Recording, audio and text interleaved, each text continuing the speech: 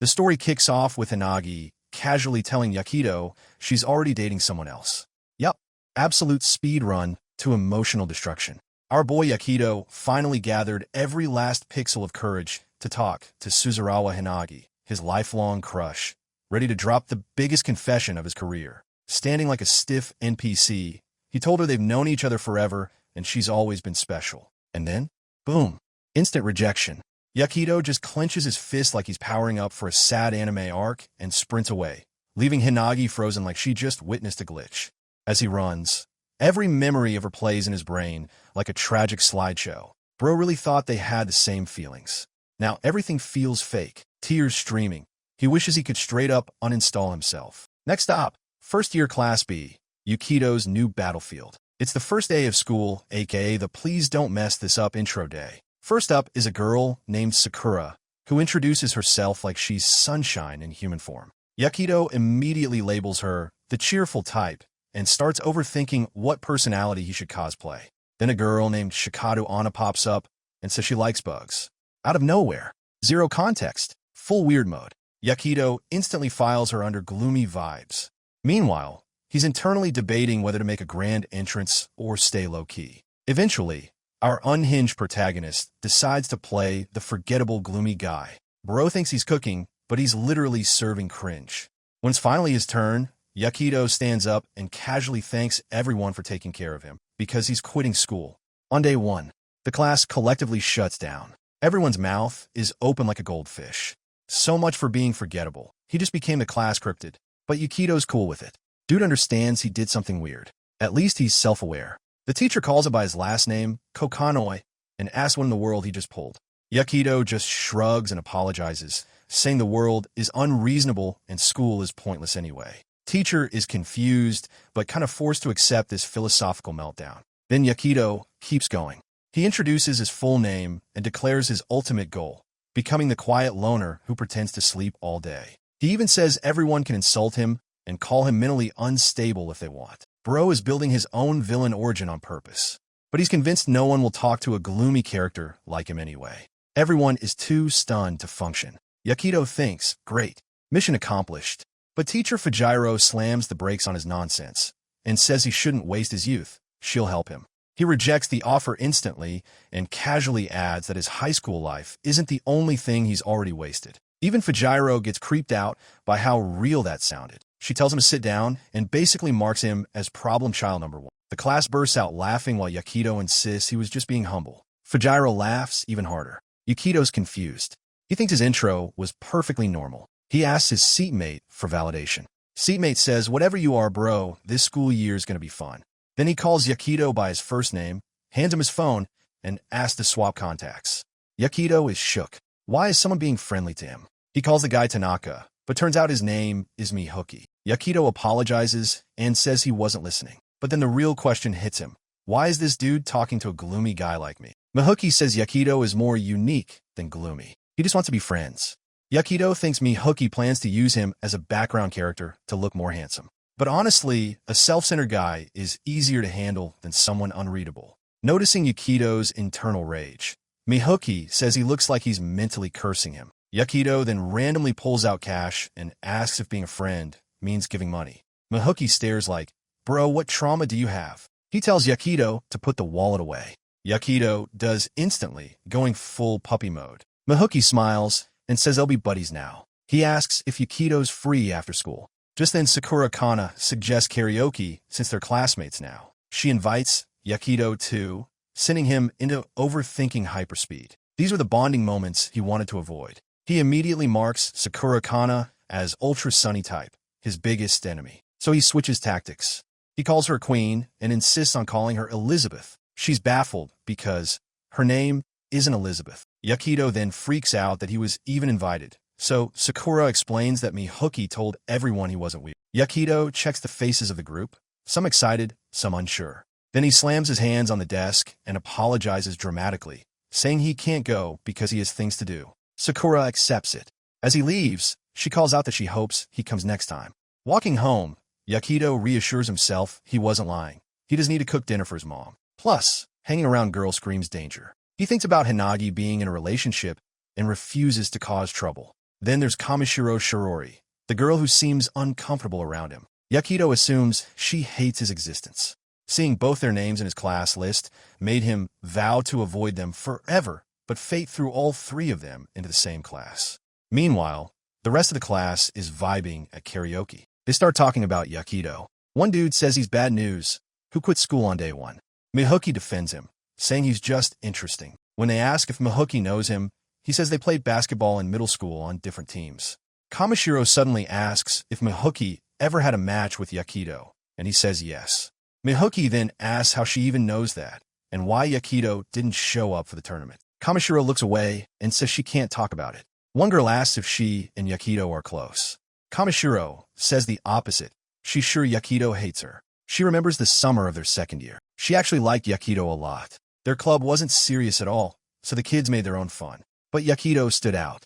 He played like a man possessed, shooting non-stop with insane determination, like he was trying to prove something or forget something. His effort lit the entire club on fire with passion for the first time. With someone like him, they could have won big at the tournament. Because of Yakido's insane work ethic, the entire club back then caught fire with motivation. To Kamishiro, he was practically a hero, someone who could inspire people just by existing. But the problem was, Yakido never took care of himself, so she stepped in, wanting to support him. That's when she realized she was falling for him. But she was just a clueless kid, unable to deal with her messy feelings. So what did she do?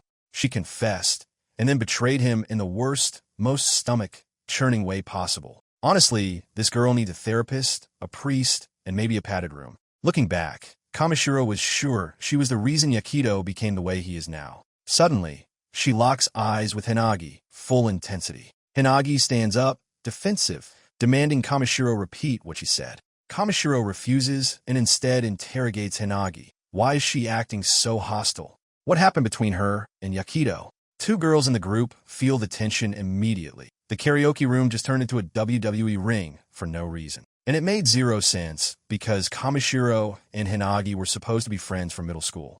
Hinagi finally admits she was Kamishiro's childhood friend. Kamishiro fires back, asking if Hinagi was the one who made Yakido change. Hinagi sadly admits it, but then flips the switch, demanding Kamishiro confess what she did to Yakido. The argument starts heating up, faces ready to be ripped. Thankfully, Sakura jumps in like the designated peacekeeper, pulling them apart and reminding them this is supposed to be a fun hangout. The others smile awkwardly like hostages trying to survive. Hinagi grabs her bag and storms out. Kamishiro apologizes to the group and leaves too. Once they're gone, everyone finally exhales. To lighten the mood, someone asks Kazunari to sing, and he immediately goes all in. Meanwhile, Mio is stuck processing Yakido's tragic lore. That night, Yakido is in trouble. His sister Yuri is absolutely fuming about his bonkers introduction. He can't even eat dinner because she's interrogating him like he's on trial. Yakido starts suspecting someone snitched on him because there's no way word traveled that fast. As he chews his sad, dry food, Yuri suddenly asks if he embarrassed himself on purpose to avoid Hinagi and Kamishiro. Yakido sighs and denies it, then caves under pressure and admits it. Yuri already knows about Hinagi, his childhood friend, but he's shocked to learn she also knows Kamishiro. He suddenly stands up, claiming he has to study. So it's original. Yuri asks if he's okay, but Yakido gives the classic, "I'm fine," and leaves. On his bed, he feels guilty for snapping at her. Could it be his sister actually cares? No way. Yuri hates him, right?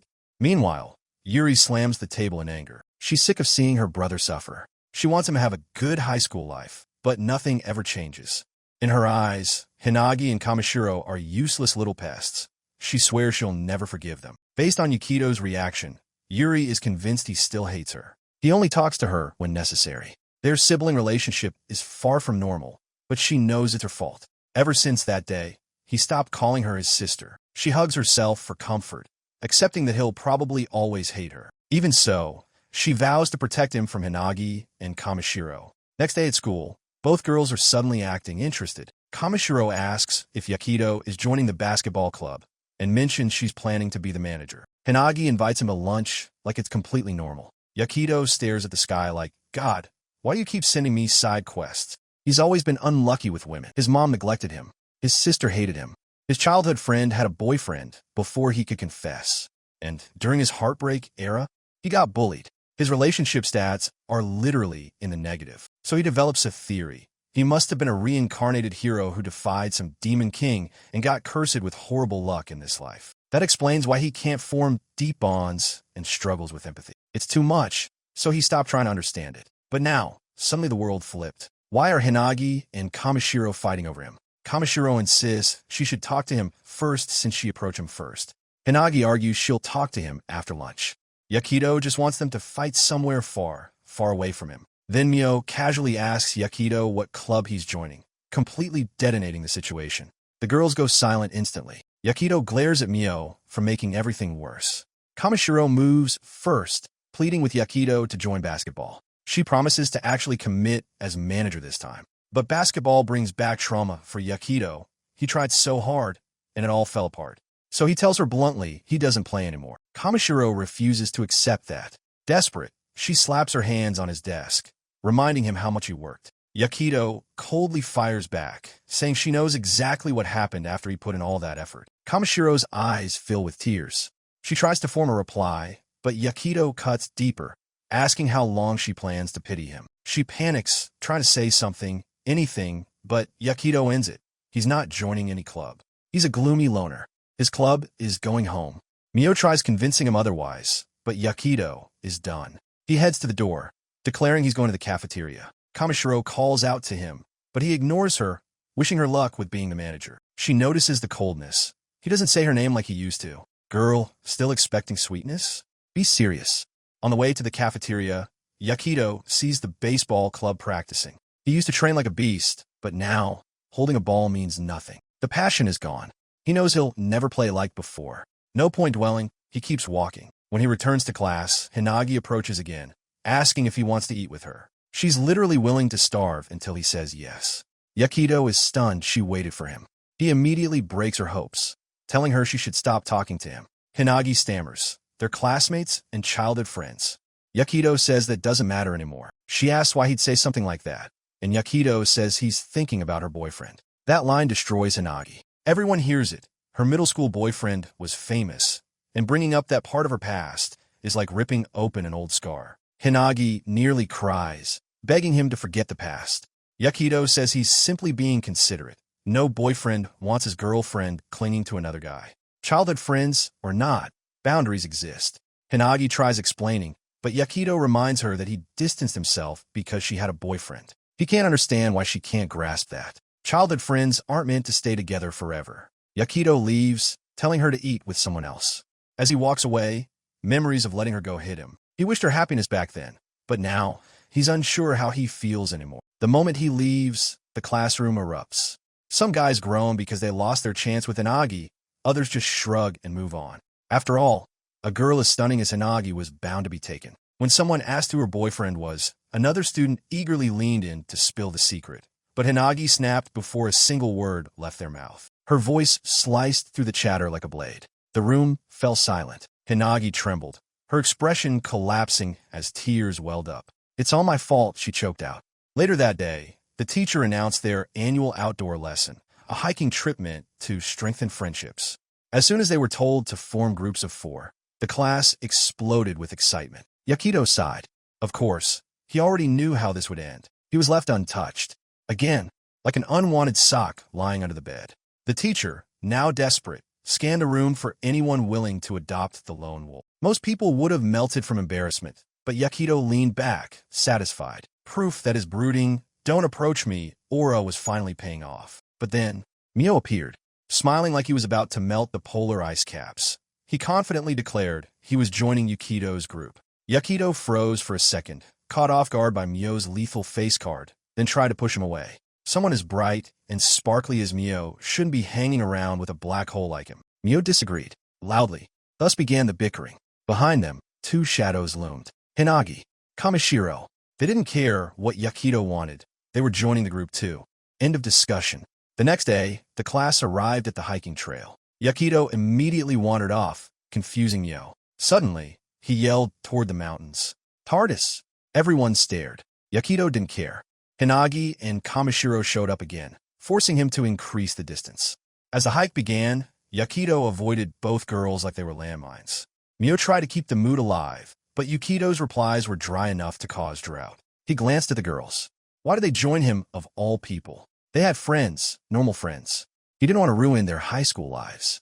Then Hinagi suddenly stumbled, sprained ankle. Everyone stopped. Yakido approached and said, "Take them off." Shock, confusion, panic. Hinagi's face went bright red. "Not here. Not in public." She clutched her jacket. Yakido blinked. "Your shoes." "I meant your shoes." Hinagi quickly showed her swollen foot. Yakido apologized for the pace, but Hinagi insisted it wasn't his fault. As she apologized for slowing the group down, Kamishiro reassured her. Then Hinagi flinched. "Just so you know, my feet don't smell." Yakido stared. "If I told you otherwise, you'd be offended." She spiraled. He tried to help by offering to pinch his nose, which made it worse. Finally, Yakido sighed in defeat and said he'd just smell her foot to prove it wasn't bad. Hinagi shrieked. Yakido accepted his fate as the foot fetish guy then and there. After bandaging her ankle, Yakido handed her water and promised to walk slower. Then their teacher grabbed his arm, begging for her feet to be bandaged too. Yakido stared at her exhausted face and said she looked like a brain-dead zombie. She was offended. She wasn't even married yet. Yakido called Kamishiro to help, reminding her she wanted to be the basketball team manager. She lit up and went full try-hard mode. When she finished, she proudly asked for praise. Yakido blinked. She looked like a dog waiting to be walked. Instinctively, he tossed candy. She fetched it. She returned. She asked to be patted. He reluctantly complied. But then he started rubbing her stomach like an actual pet, and Kamishiro squirmed, begging him, just ahead, while looking like she ascended to another plane of existence. When she finally collapsed on the ground, Yakido asked, "Do you remember you're human now?" She murmured yes, then rolled over and warned him never to do this to anyone else. Too intimate. Too dangerous. He wondered how doing it to her wasn't already bad. Kamishiro suddenly laughed. It felt like last year again, when they were close. She touched his arm and asked if it still hurt. He said it was fine, but her expression twisted again, guilt still eating her alive. Yakido felt guilty too. Mio called them over, and Yakido walked away thinking how he and Kamishiro were stuck, unable to move forward or back. Later, the group reached their destination. The girls admired the scenery. Mio only cared about food. During lunch, Yakido handed out waterproof sheets like Doraemon. After eating, Yakido asked Hinagi how her foot felt. She was surprised it healed so fast. When he handed her candy and extra bandages, she asked why he was always so prepared. Then she remembered his past. It made sense. Yakido froze. She knew. Hinagi confessed she had always been watching him. Creepy. Extremely creepy. When Hinagi asked why he helped her, Yakido just said, "Because we're classmates." Hinagi looked disappointed, but she forced a smile anyway. Suddenly, Yakido noticed the small bear keychain hanging from Hinagi's phone and froze. She still had it. Hinagi's eyes widened, sparkling as if he had just handed her the moon. "You remember?" she whispered. Yakido nodded. "From the festival." Hinagi pressed the little bear to her chest, smiling softly. "I had fun back then." But Yakido abruptly shifted the topic. "Did you have a fight with your boyfriend?" Hinagi's breath hitched. She tried to answer, but the words tangled in her throat. Instead, she quietly asked, "What do you do if you hurt someone's feelings?" "Apologize," Yakido replied instantly. But Hinagi shook her head. "No, I don't think I'd be forgiven." Yakido shrugged. "Then start over." Hinagi blinked, confused. "If things aren't broken yet," he added, "then try again with your boyfriend. Start fresh." Hinagi's eyes widened with realization. She stood up, bowed deeply, and thanked him, then suddenly bowed even deeper. "I'm sorry," her voice trembled, "for everything I said to you. I was scared we'd never go back to how we used to be." The crowd around them began to stare, but Hinagi kept going, blurting everything out as her voice shook. "I was unreasonable, selfish, arrogant. I know apologizing isn't enough. I can't expect you to just forget everything." Yakido raised a hand, confused. "Mean things? I don't remember you saying anything mean." Hinagi froze. Yakido calmly continued, "If anything, I should apologize for exposing your boyfriend. I'm grateful you even wanted to make amends." Hinagi shook her head frantically. "No, I was the one." But Yakido's expression remained calm, unreadable. He told her he understood. Everything she'd said back then, harsh as it was, had been true. He finally knew where he stood in her life. And with a gentle, peaceful smile, borderline monk-like, honestly, he told Hinagi that the distance between them wasn't about rejection. It was simply two paths diverging. He knew she was a kind person. Seeing her cry like this hurt him more than he liked to admit. Since when did this guy become Gandhi? Hinagi was important to him. That's why he could only pray for her happiness from afar. To him, he had already lost his place as her childhood friend. Now, they were simply classmates. Later that day, everyone boarded the bus to return to school. Hinagi stepped forward, then froze. She dug frantically through her bag. Kamishiro asked what was wrong, but Hinagi didn't answer. Her eyes locked on the string hanging from her phone. The bear keychain was gone.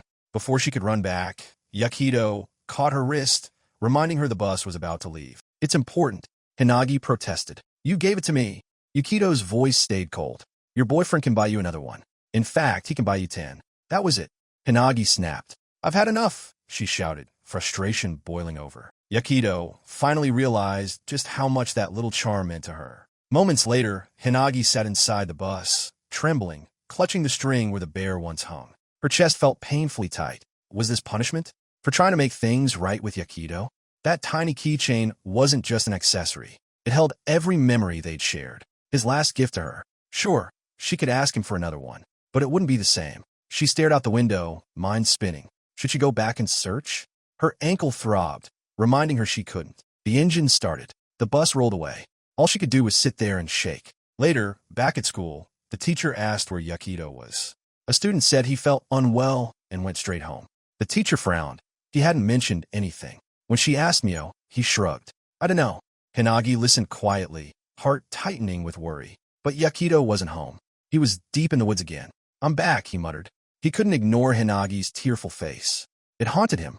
As he searched, he muttered that he'd only do one round. Just one. Then he'd give up.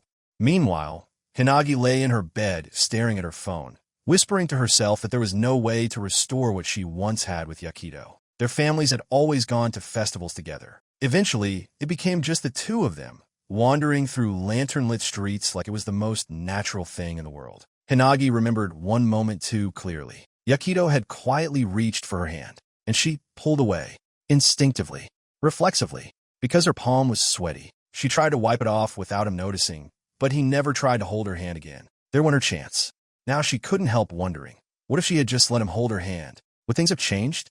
Would they still be walking home together every summer? But now, all she could do was wonder. She couldn't ask him about it. She was the one who ruined everything. She destroyed their bond. Yakido finally found the bear keychain. Night had already fallen, and he was moments away from giving up. But there it was, dirty, damp, still clinging to the memory of the girl who cherished it. Sweaty, covered in mud, he gave himself a tiny bit of credit for finding it. He wondered how long Hinagi would treasure it now. He himself had already thrown away everything she'd ever given him. Objects, memories, all of it. He pushed the thought aside and turned to leave, and slipped. He tumbled down a hill, branches whipping past his face. For a brief, dramatic moment, he genuinely accepted death. In his head, he said goodbye to his mother, his sister, Hinagi, Kamishiro, and even Mio. What a drama queen. He realized he had only ever known a handful of people. Yet, somehow, that felt enough. Then he screamed, still falling. Back in the past, at the festival, Hinagi had dragged Yakido to beg him to win her a bear keychain in the shooting game. He thought the bear was hideous, but he still tried, because her smile made him believe their bond would only grow stronger. Then, just as she was about to say something important, fireworks exploded above them, drowning out her voice. A group of rowdy boys bumped into her, and Yakido grabbed her hand to steady her, only for her to smack it away instantly. Her palm was sweaty again. She rubbed it in embarrassment, but the damage was done. Yakido stared at his rejected hand, realizing something had changed. That reflexive slap wasn't just a reflex. It was rejection. The next morning, he woke in bed with a body sore from fever. He vaguely remembered collapsing in the rain. He remembered a dream, nostalgic, painful, and a sense of loss that lingered in his chest. His eyes drifted to the bear sitting beside his clock. He had to return it. At school, Yuri suddenly approached Mio and asked to speak with him in private. Hinagi watched, confused and curious. Confession? From Yuri? Impossible. Yuri only cared about one person, Yakido. Hinagi's suspicion grew, and she found herself quietly eavesdropping, worry gnawing at her. In the hallway, Yuri demanded to know why Yakido had come home, soaked in the rain. Hinagi froze. Hadn't he left before everyone else? Had he gone back to look for the bear? Before she could think, she ran after Yuri. "Is Yakido okay?" she blurted out. Yuri didn't slow down. "It's just a mild cold. His fever's already down." Hinagi exhaled in relief, but Yuri turned on her sharply. Her gaze was icy. "What happened that day?" Hinagi's guilt burst open. Trembling, she admitted everything, that it was all her fault, that she'd said things she shouldn't have. Yuri smirked. So you tricked my brother again? And she warned her not to do it again. Hinagi wanted to explain, to apologize properly, but Yuri walked away, shutting her down with a lethal glare that froze Hinagi in place. Left alone, Hinagi cried. Meanwhile, Yakido was beginning to feel better. He stretched, felt his boredom return, and was debating cooking when he heard murmuring at the door. Yuri burst into the room, glaring. She asked if he was feeling better. He nodded. He asked about the voices outside. She claimed it was the newspaper man. He immediately called out her lie. She threatened him to repeat it. He surrendered instantly. House rules. Do not challenge the sister. She shoved a bag of supplies at him. Everything peach-flavored. Naturally. She offered to wipe him down, cook porridge, pamper him. He joked she didn't know how to cook. Mistake. She demanded he repeat it. He dropped to the floor in defeat. He decided to cook the porridge himself. And, of course, she casually asked him to make some for her too. As he moved, he spotted his phone. He hadn't checked it all day. A wall of messages from Hinagi flooded the screen, instantly tightening his chest. He regretted opening it. Soon after, Yakido put on his jacket and headed to the convenience store. That's when Hinagi found him. She ran straight into him and wrapped her arms around him tightly. He panicked, insisting he smelled like sweat, but she held on, stronger than he expected. With tears in her eyes, she confessed how terrified she had been, afraid something awful had happened. Stunned, Yakido asked if she had come by earlier. When she nodded, he understood instantly. Yuri wasn't arguing with a newspaper man. She was arguing with Hinagi. He apologized on his sister's behalf, but Hinagi just laughed. Yuri would kill you if she heard that. She was surprisingly calm, unfazed by everything. Without a word, Yakido handed her the ugly bear. She accepted it instantly. She already knew he had gone back for it. Yakido tried to play it cool, saying he had nothing better to do anyway. Hinagi simply smiled, thanking him for retrieving the little symbol of their bond.